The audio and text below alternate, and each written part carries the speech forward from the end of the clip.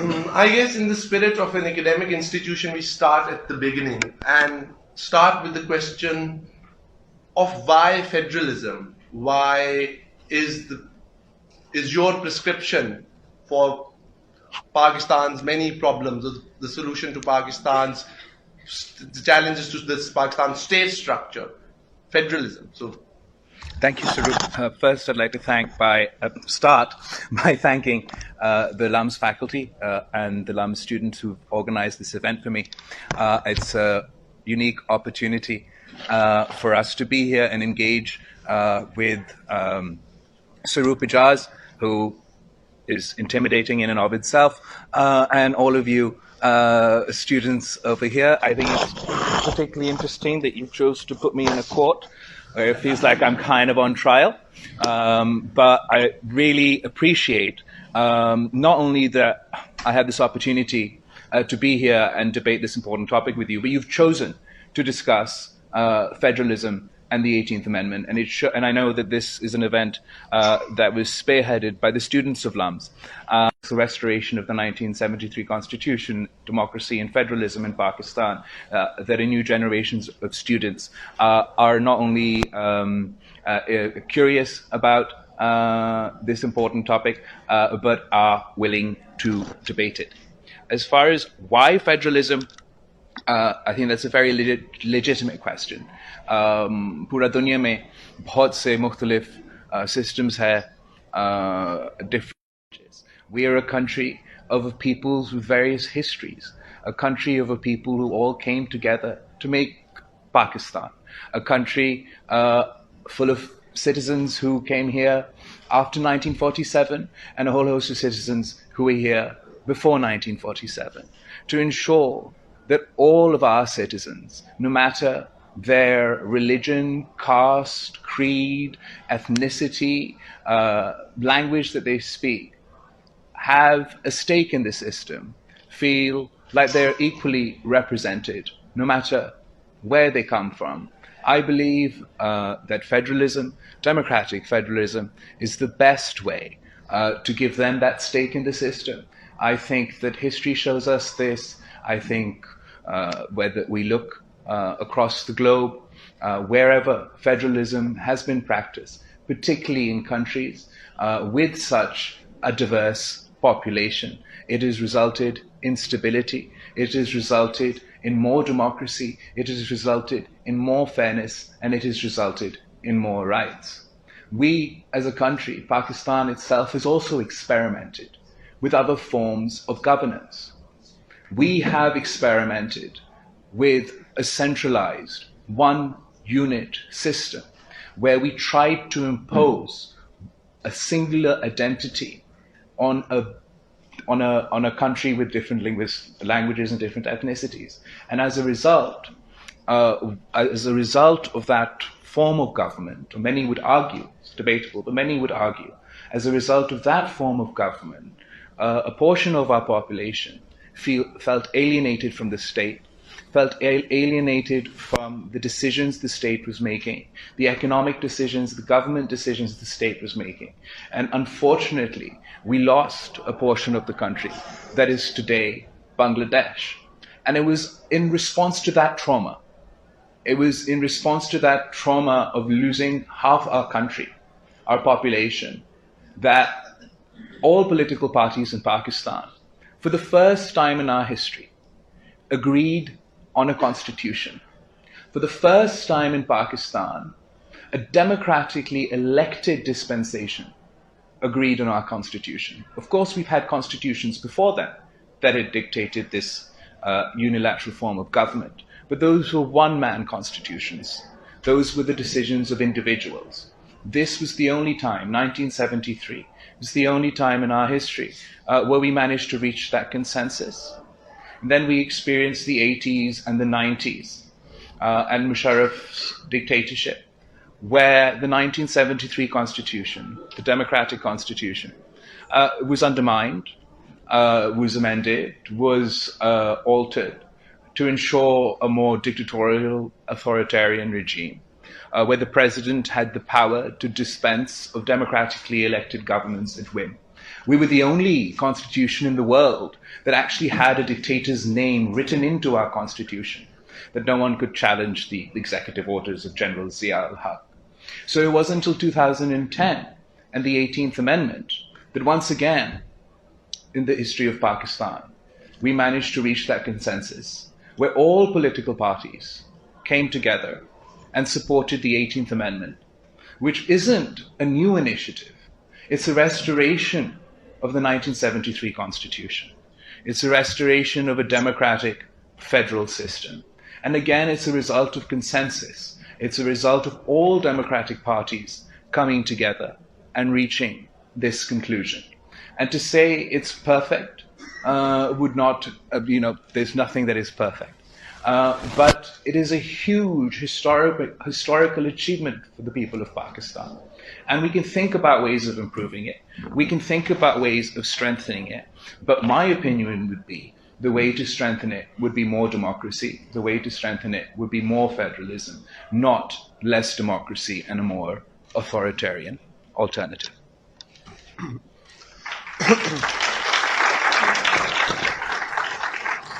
Something that you mentioned, which was the 1973 constitution making exercise, or the consensus for that came after the trauma of East Pakistan.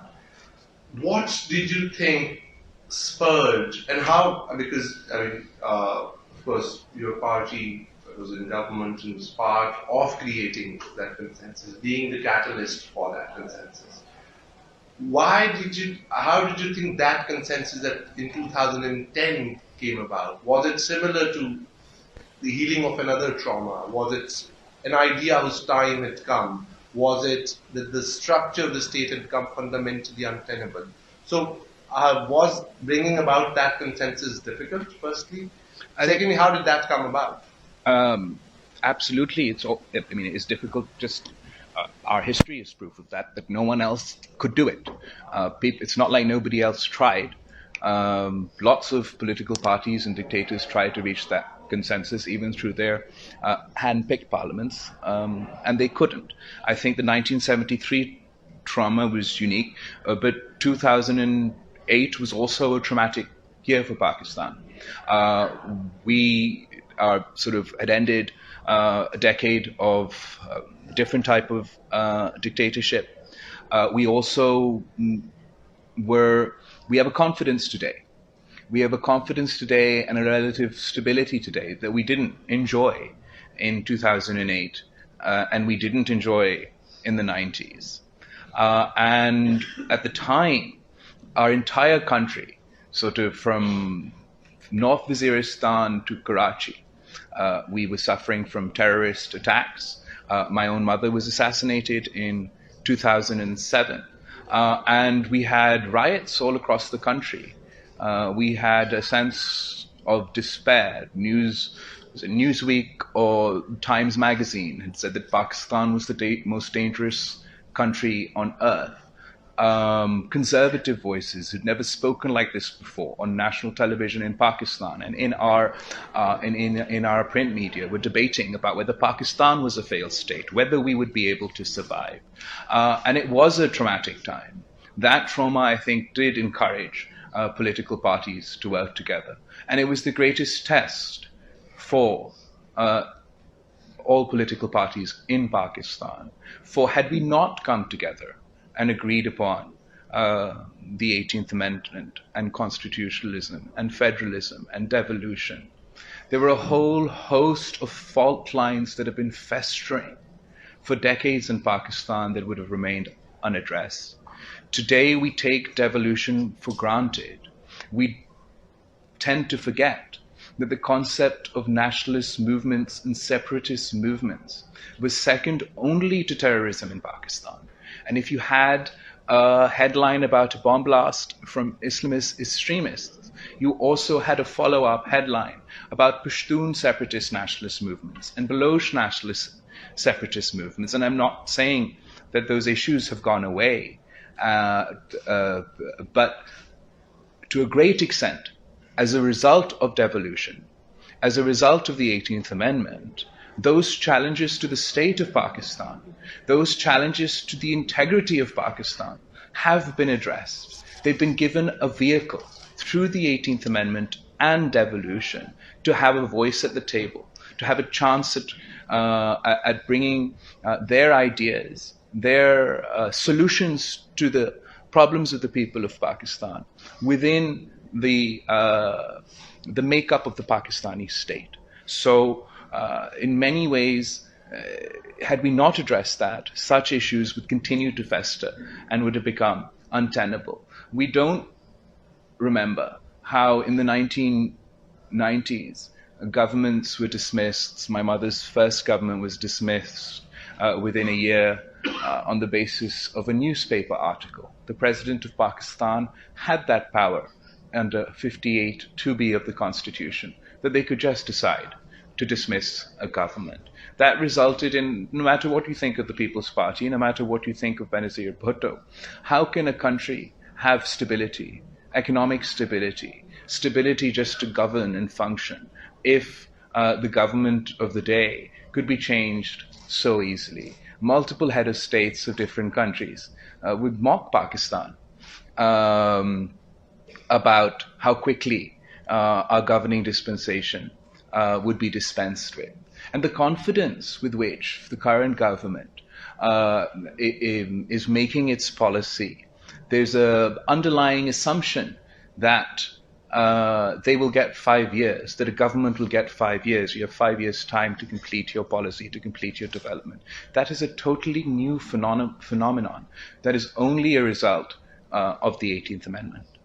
In terms of the 18th Amendment, given that it was such an extensive exercise and it touched with so many themes, federalism being, of course, the primary one of them, but it amended more than 100 articles of the Pakistan Constitution and restored them or improved them, in my opinion. But in your view, what were the top lineup? What were the few most consequential changes that the 18th Amendment brought? The devolution, of course, is one, but other than that, what were the few key headline items? I think the key headline items are sort of devolution in 58.2b, but there are four main ways in which sort of the major achievements of the 18th Amendment.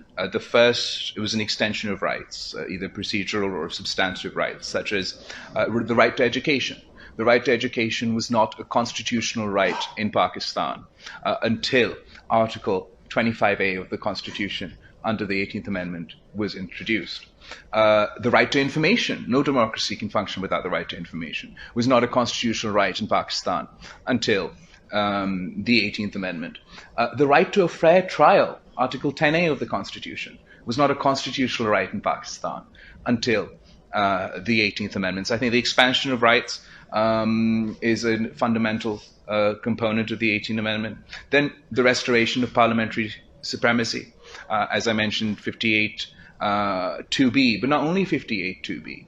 In the Pakistani constitution, because our sort of dictators had occupied the presidency and usurped a lot of powers from parliament and the prime minister, through the 18th Amendment, a whole majority of powers were transferred from the president either to the prime minister or to the parliament. Huge, significant achievement, because we believe that it's the elected representatives who should be making the decisions for the people of Pakistan. Devolution, we've covered more power, resources to all the provinces. And another sort of the fourth aspect of what we tried to address was judicial appointments in Pakistan. And the 18th Amendment tried to set up a system where we had a fairer mechanism to appoint judges in Pakistan, which included a parliamentary committee with members of the government and the opposition and reputable members of bar organizations. And unfortunately, we were almost forced to pass the 19th, not almost, we were forced to pass the 19th Amendment.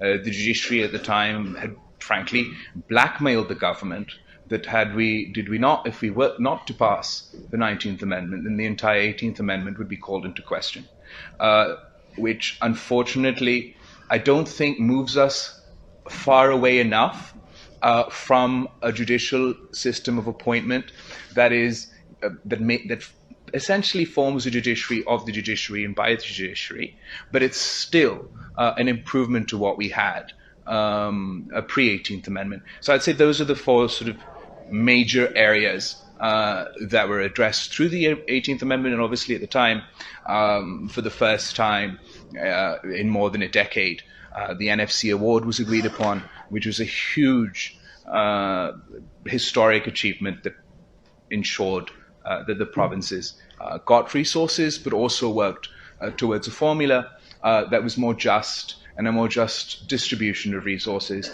that took into account, obviously, population, but also backwardness and a whole host of other indicators.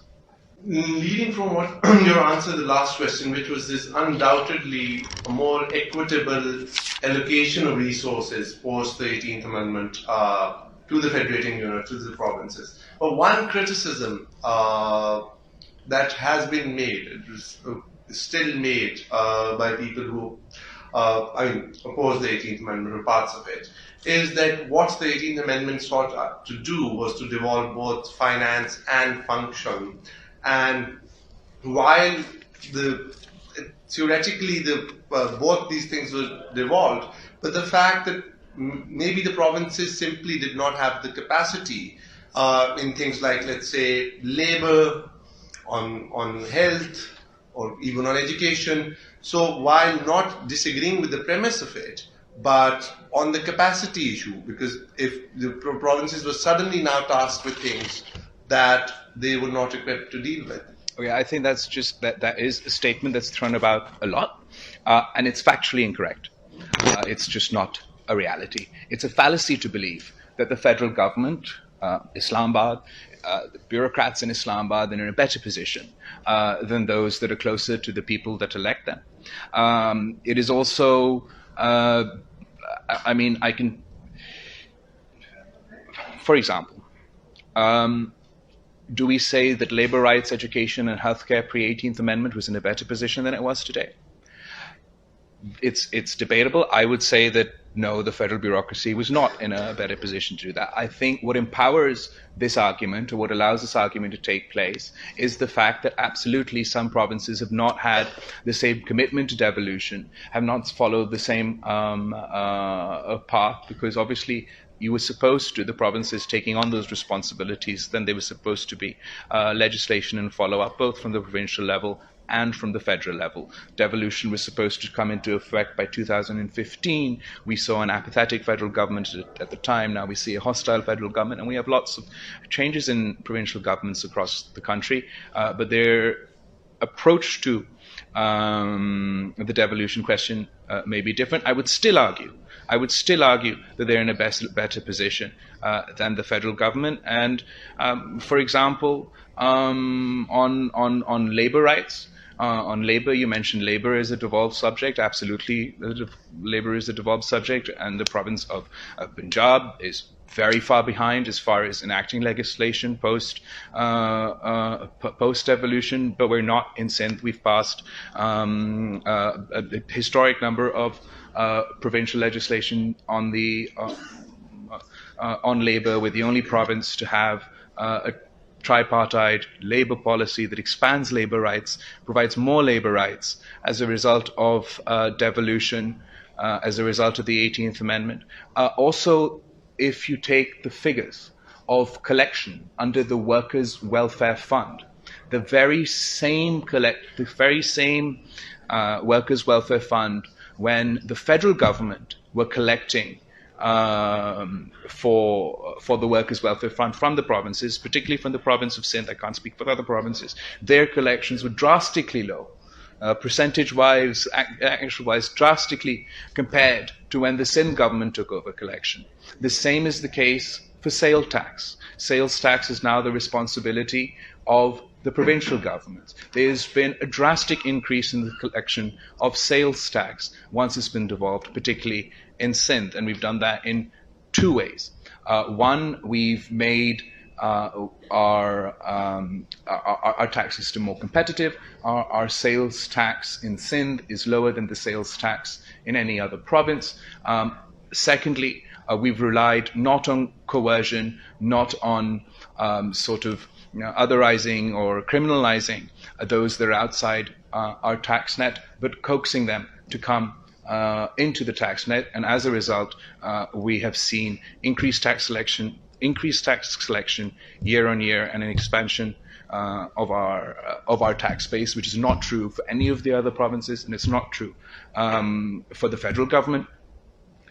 Healthcare, again, is an example of where I believe devolution has empowered us, particularly in Sindh, to provide institutions that offer free healthcare.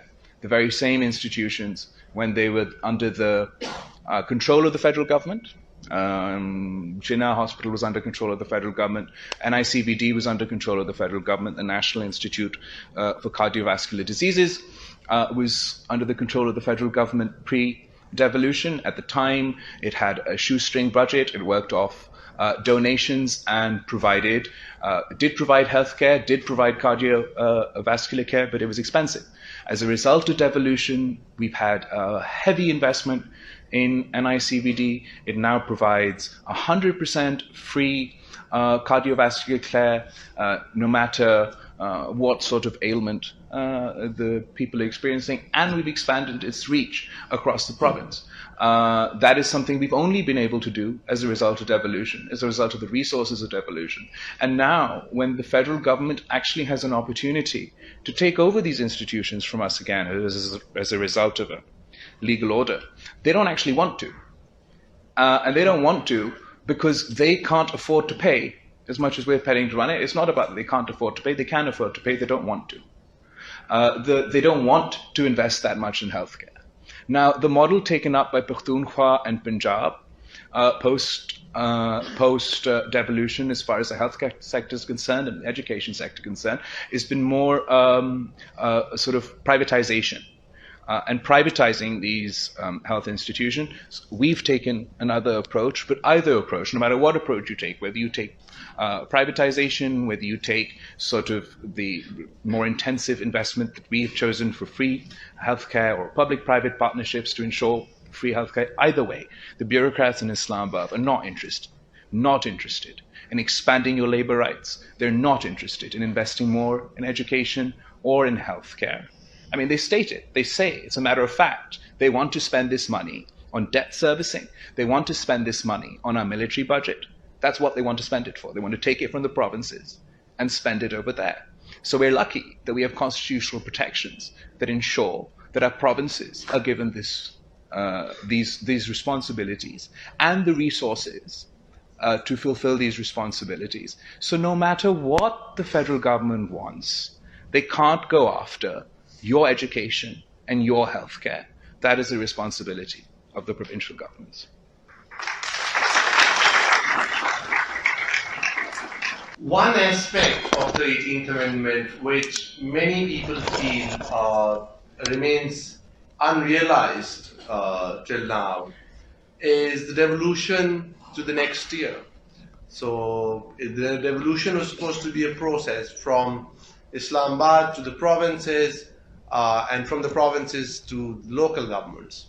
And while undoubtedly great progress has been made in the first step of this, where there's far greater provincial autonomy, both fiscal, administrative, and political, but the constitutional obligation now of having local governments which are functional or which are independent, which have fiscal and political autonomy, that it seems remains unrealized, unfulfilled, and some critics might say that even in the province of Sindh, a local government which is truly empowered, a local government which is truly functional, perhaps that moment has not arrived.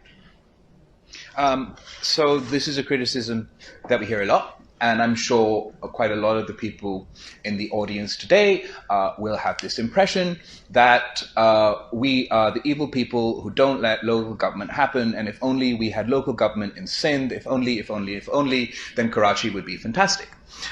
First, I want to say that this constitutional obligation to hold local government elections were introduced post 18th Amendment. It's not a pre-18th Amendment reality. And it was introduced by the Pakistan People's Party. We can argue about the power and scope and how much local government setups should have. There's absolutely room for improvement in Sindh as well. But I'd just like to state, for the only province in the country with a local government in place is the Sindh province, the province of Punjab, the province of Pakhtunkhwa, and the province of Balochistan. For the past 15 months, have not had a local government system in place. The government has dissolved those local government systems before their term expired and have been functioning and exercising their power and resources through bureaucrats, which is not only unconstitutional, it's unfair. It's unfair to the people of Lahore, it's unfair to the people of Peshawar, and it's unfair to the people of Quetta.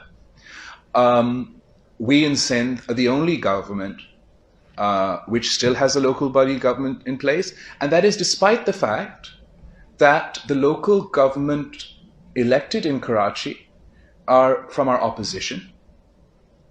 Despite whether they're in Karachi or whether they're in any other district of Sindh, we allow our opposition to also function, and obviously where our party is in place, they're also functioning. They should function better, they should have more powers, etc., etc. That's another conversation. But we're the only government in place and the only party in place that's committed to devolution, not just at the federal level, but also at the grassroots level. And it would be lovely if the political party that claimed to be the champions of local government, जिसने तब्दीली और इनकलाब लेकर आया था खैबर पख्तूनख्वा में पिछले 5 सालों में, और इतना शानदार लोकल गवर्नमेंट सिस्टम लेकर आया था कि जहां भी खान साहब पहुंचता था वो उस लोकल गवर्नमेंट सिस्टम का वाह वाह करता था, और जब से वो हुकूमत में आया है उस लोकल गवर्नमेंट सिस्टम को पख्तूनख्वा में, पंजाब में खत्म कर दिया गया है. So that's the state of play at the moment.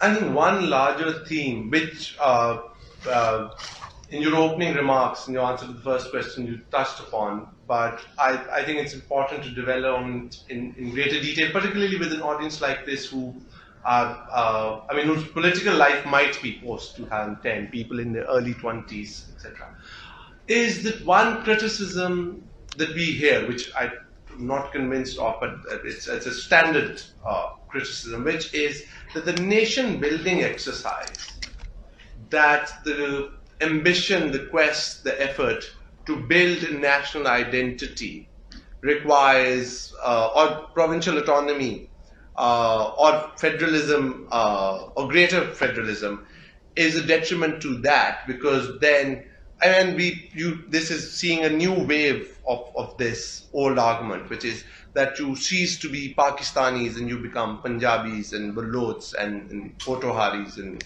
Sindhis. And this seems to be ascendant again, this criticism. But I thought it would be sort of, it's very useful for the audience, particularly question. a young audience. Fantastic question, and so very important. Okay, so national identity, or the concept of national identity or Pakistaniyat. I think there's an ignorance, there's a confusion, there's an insecurity, a lack of understanding that what defines us as Pakistanis can't be imposed by the central government.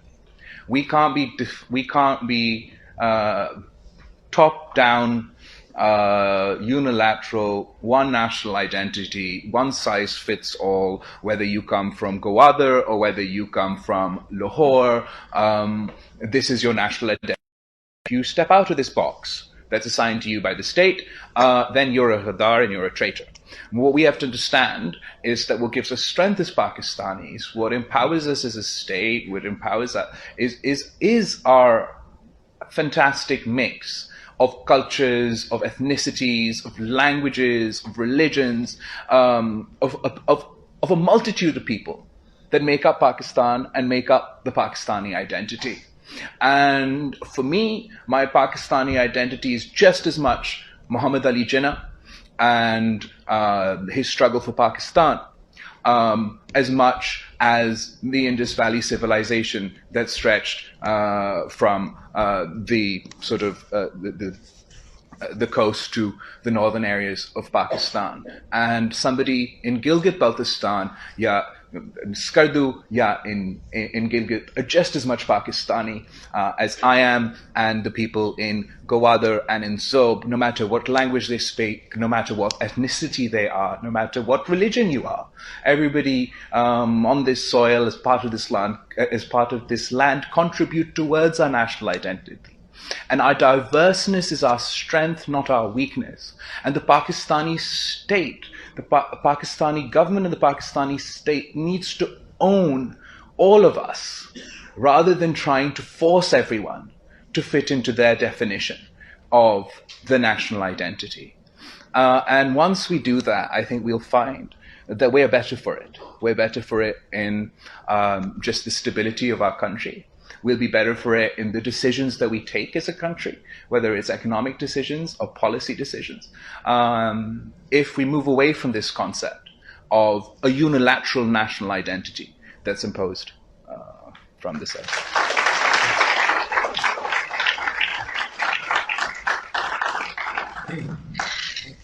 Chairman, the idea of federalism and devolution and everything that we've spoken about is essentially a means to an end. These are not ends in themselves.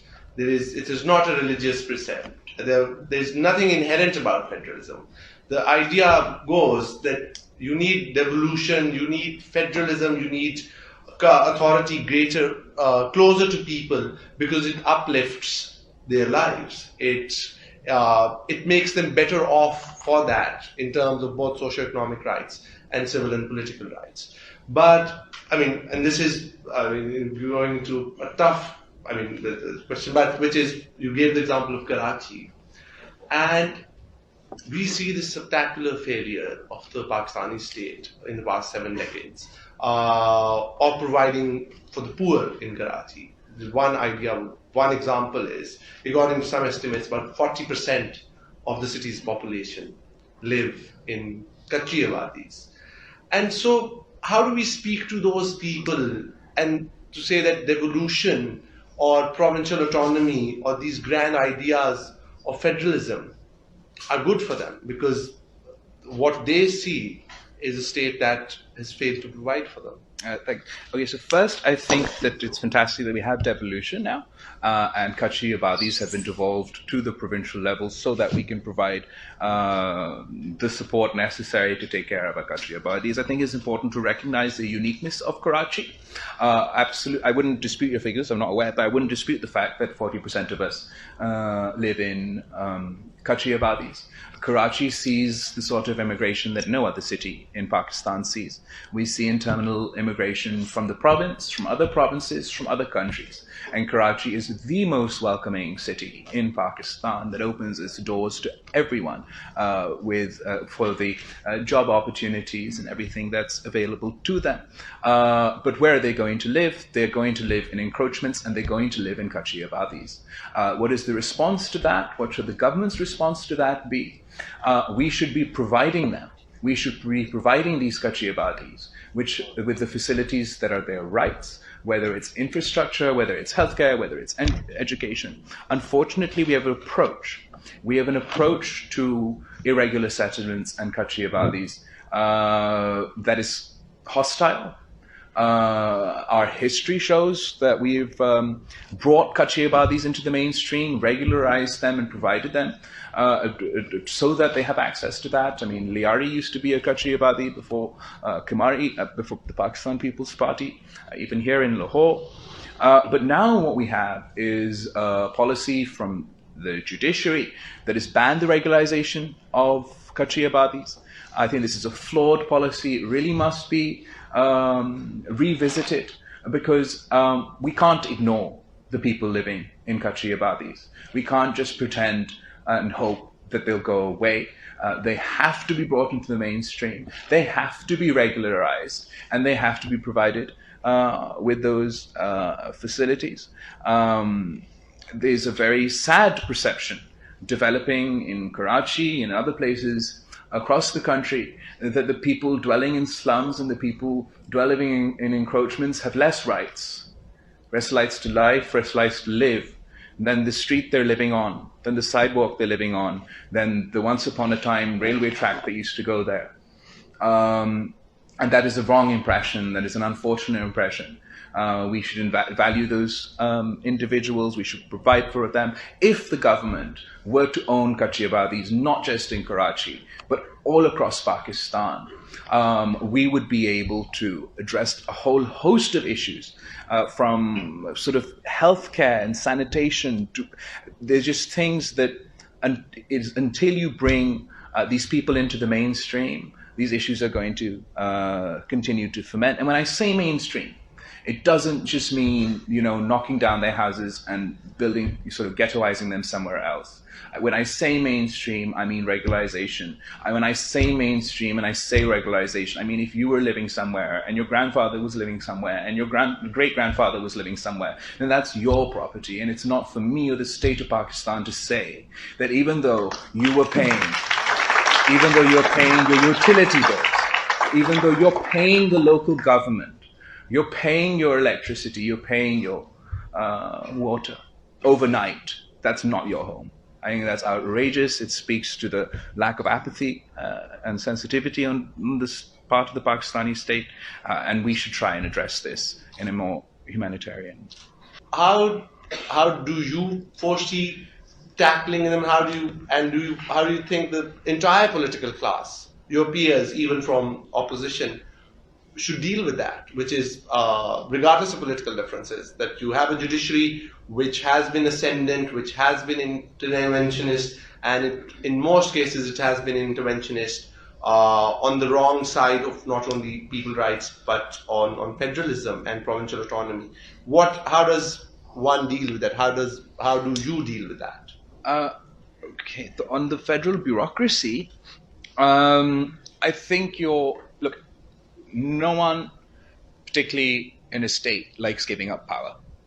And the concept and the idea between the 1973 Constitution or the 18th Amendment is that power must pass to the people. It must be the decisions, whether they're economic, whether they're foreign, all your decisions either taken in the Parliament of Pakistan, elected representatives of the people, Council of Common Interest, Chief Ministers, Prime Minister, local bodies, as you're saying. So that's naturally going to be resisted by the federal bureaucracy, who have always historically enjoyed these powers at the center with very little accountability to the grassroots level.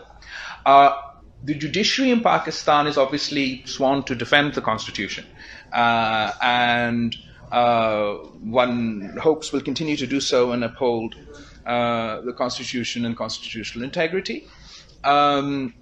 Which of the two should I address first? Let's go with the federal bureaucracy. You've kind of gone to the left of me on devolution here a little bit when we're talking about the federal bureaucracy. I'll say, okay, there are problems. But what we want is a relationship and coordination between the federal government and the provincial government. We don't want independent states just sort of acting completely independently.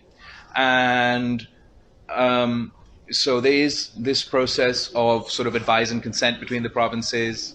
We have the post of IG and Chief Secretary, who are decided in consensus between the Chief Executive and the federal government. I mean, the idea of which was to facilitate that cooperation.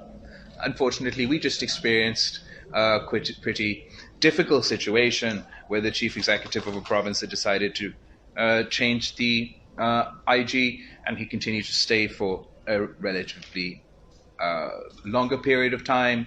That doesn't facilitate sort of flies in the face of devolution, of the concept of power being closest to the people. But then I think it falls on us to take this task, take this challenge more seriously, because the relationship between the federal governments and the provinces are very important.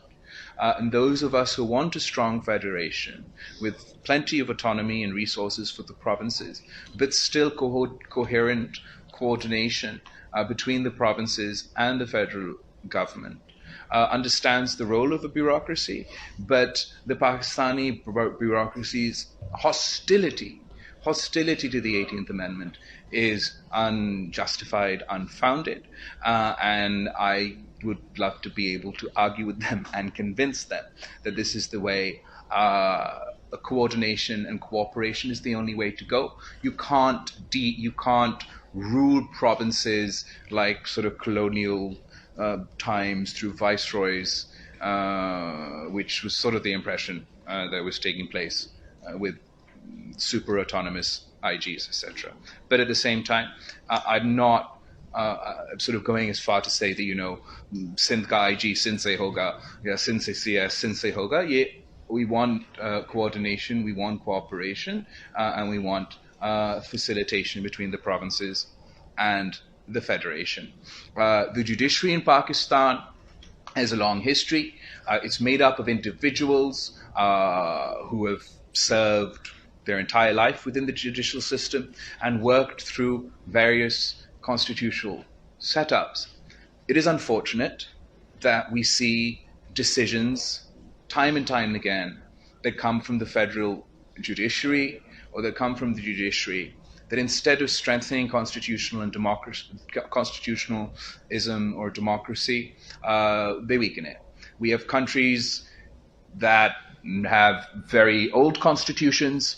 The people who wrote them and thought about them don't exist today. And those countries, it is understandable when you have a far more expansionist or interpretive approach from the judiciary, but for a judiciary that literally lived through the passage of the 18th Amendment, can call for the discussions and debates of the subcommittee or the speeches of Parliament. We're still there to tell you our intent. It is just frustrating, and I'll cite you a couple of examples. You can't have this sort of contradiction within a constitutional legal framework. We have the example, again, actually to do with police. A conflict between the province and the government about the appointment of the IG again. And in that case, we have a short order from the Supreme Court of Pakistan, which says that this is a power for the provinces.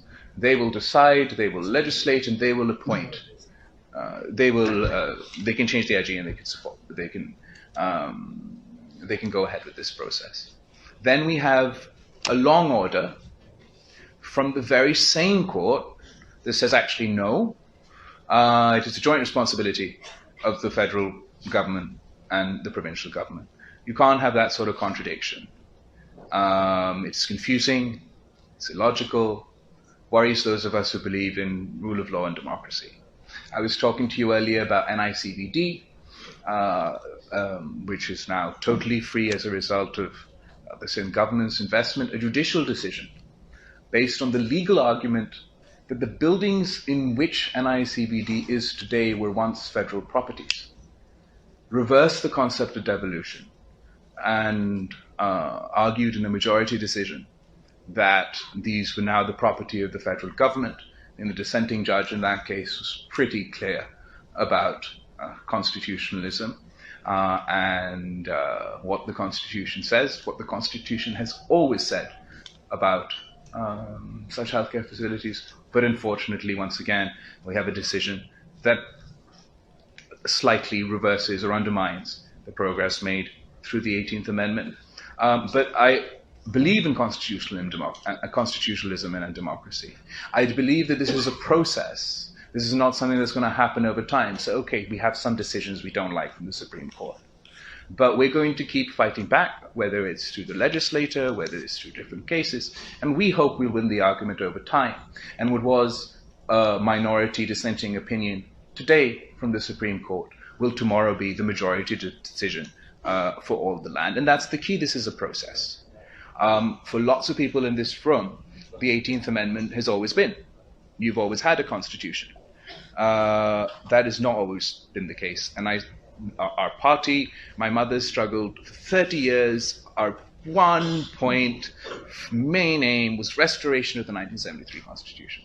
Restoration of the 1973 Constitution. That was our demand when my mother was in Sucker jail at 50 degrees heat under the General Zia-ul-Haq's dictatorship, that restore the 1973 Constitution. That was our demand when Mr. Muhammad Nawaz Sharif's party's aim was to create an Islamic state and make himself an Amir al-Mu'mineen under the Eighth Amendment.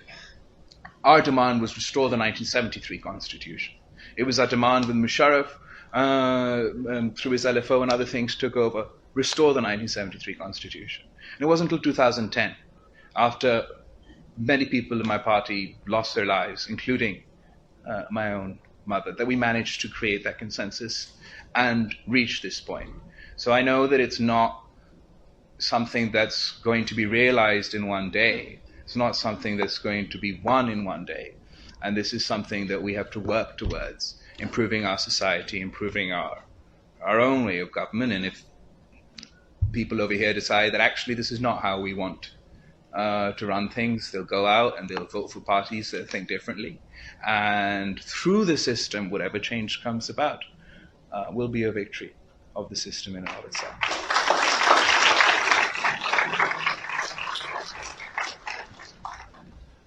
One last question from me, and then we'll take a few from the file that I have, which is related to this issue of what we're talking about, not only federal politics, but progressive politics, politics or governance for an inclusive, egalitarian Pakistan.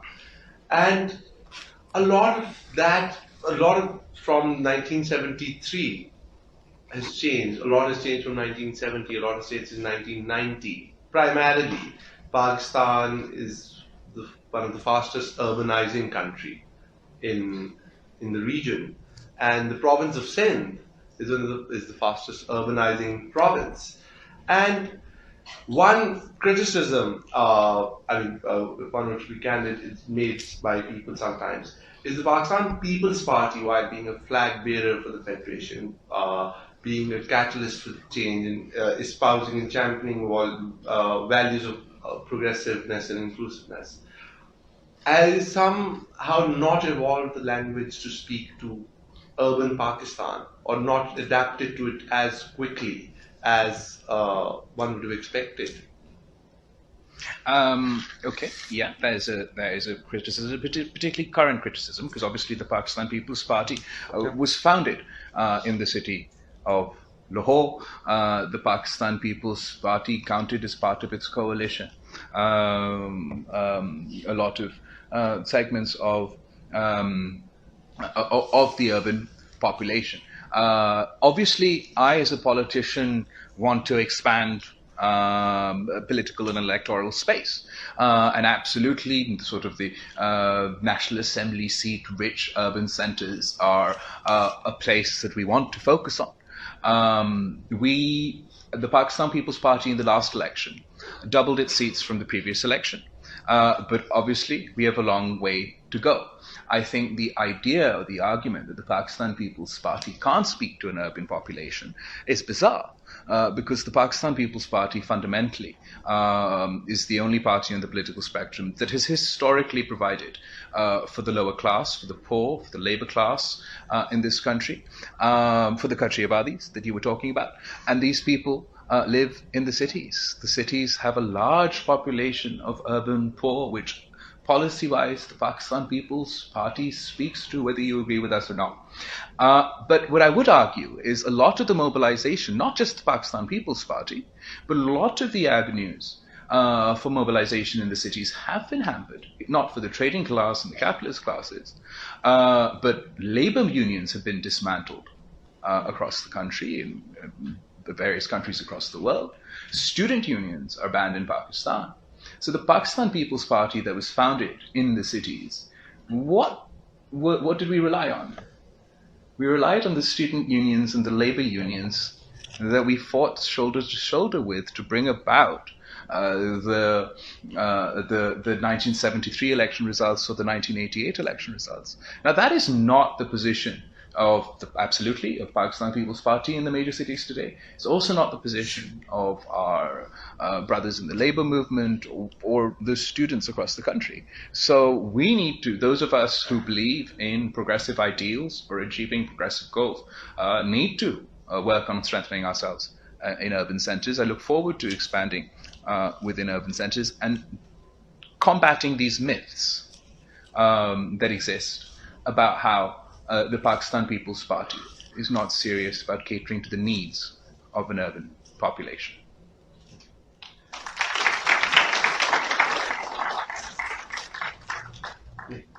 Moving on to some of the questions we have received, and this is figured more than once, so this is perhaps not a direct, perhaps is an 18th Amendment question, but it is related to the last point that you made, one of the last points about student unions, and it is from a student who's not written his name, his or her name, which is, if student unions are restored, how can we control violence on campuses?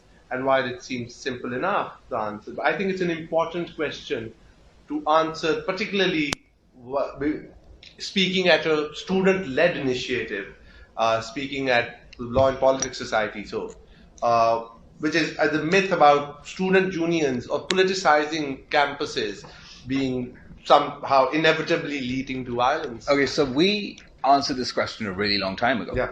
We, as a civilization, as a people, once used to fight over everything, and might was right. Then we decided that actually if we had elections and voted for our representatives to decide our disputes, we would no longer have to fight as much. And there's a whole democratic peace theory, which I'm sure you all study here. So I think it's historically, and I think it's a dispute resolution mechanism, such as the student council or a student union, where students are allowed to express their views, is important and legitimate. The whole point of universities is to meet the needs of students. Now, I don't know whether it's the case here, but it's the case with professors and teachers are allowed to unionize. The cleaning staff should be allowed to unionize. But most importantly, the students need to be able to unionize so they can express their needs to the administration or to the government. Now, what you saw were those who can't win the battle of ideas. They resort to violence. So we saw this during student days under General Zia-ul-Haq, and it was sort of used as an excuse to take away this right from you in the first place, is where they would lose the elections to the PSF or NSF or student organizations. Then you had the more violent organizations, more conservative organizations, react violently. So I believe that student unions, student politics, student democracy would decrease violence, not increase violence. And it is the only way to ensure that our students' voice is heard. This happens now all over the world. This happens in India, this happens everywhere else. There's nothing uniquely violent about the Pakistani student.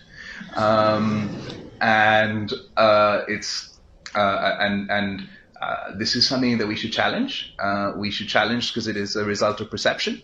It is a result of decades of being told that you're not old enough and no, you can't, and you'll just fight.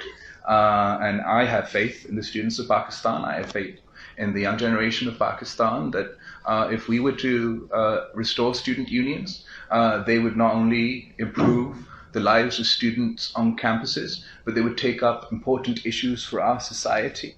The new generation that needs to push for progress, like the students of the 60s and the 70s and those who've done so in the past, need to be given that opportunity. And history will judge us. History will judge me, it'll judge Imran Khan, and it'll judge the Sharifs if we don't allow them to do so. We're working on it. We're working on it in Sindh. It's a difficult uphill task. We faced resistance every step of the way, from the bureaucracy, from political parties. It is now a cabinet decision within the province. It is a provincial assembly decision. It needs to be implemented. I look forward to the day that it becomes a reality, and the students in my province get to tell us what to do.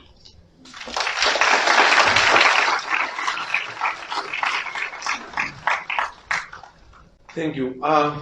Another question I found interesting, again, perhaps related to the larger theme, to the topic of this discussion, but certainly to the larger theme of inclusiveness and what we've spoken about, the judiciary. Pakistan is the only country in South Asia who has not had a woman judge of the Supreme Court.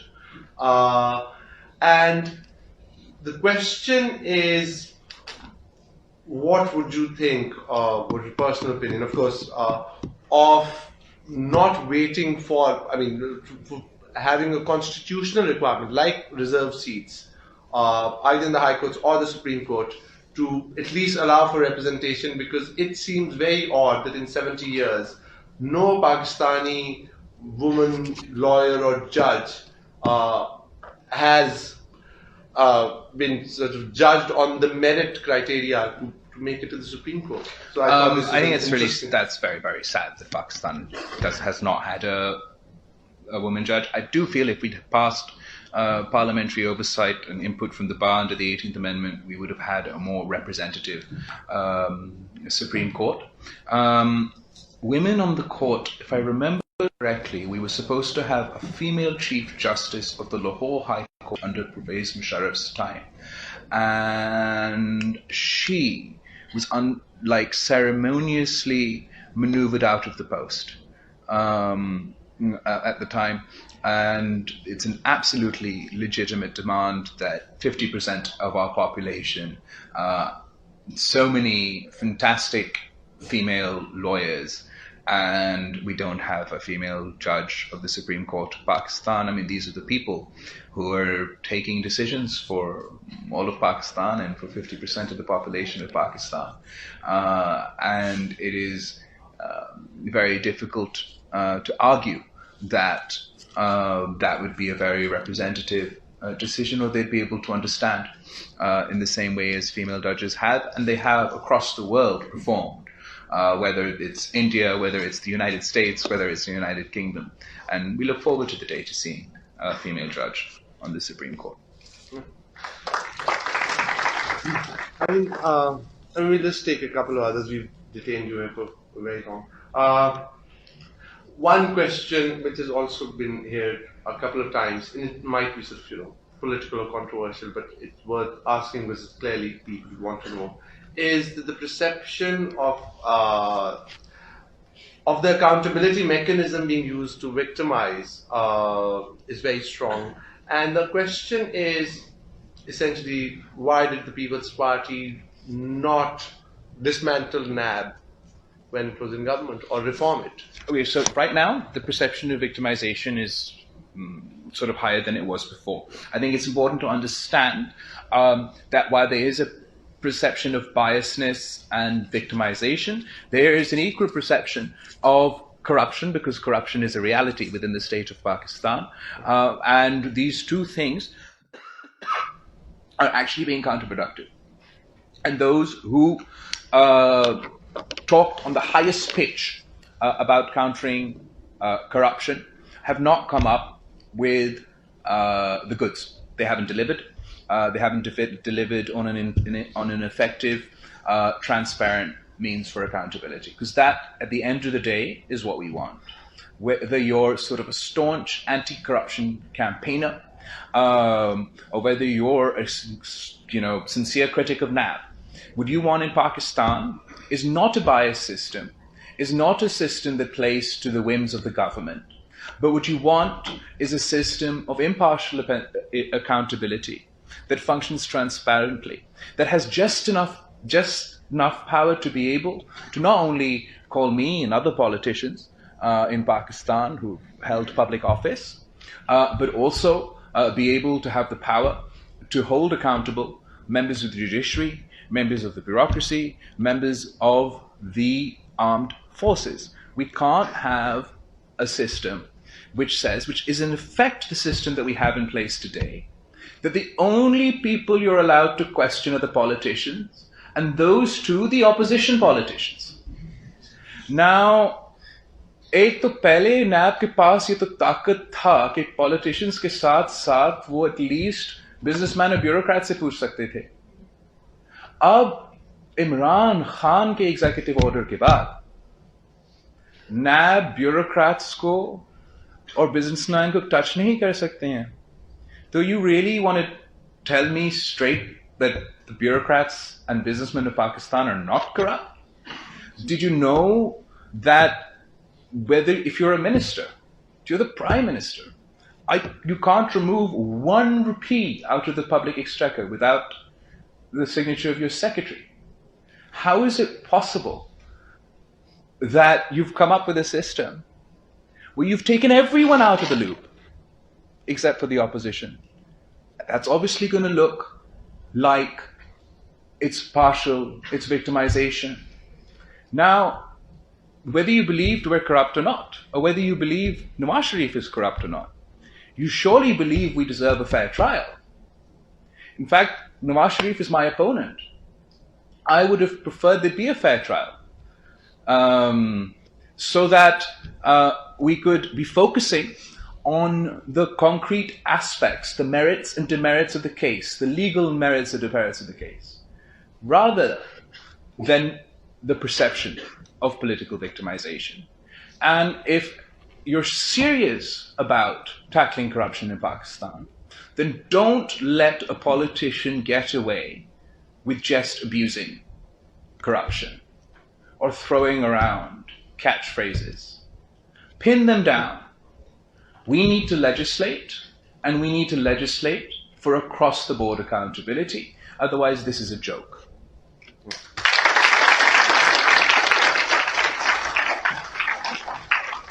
I think the last question, which I'm distilling from many questions, Chairman, there are way far too many questions here, but I think a lot of people do want to know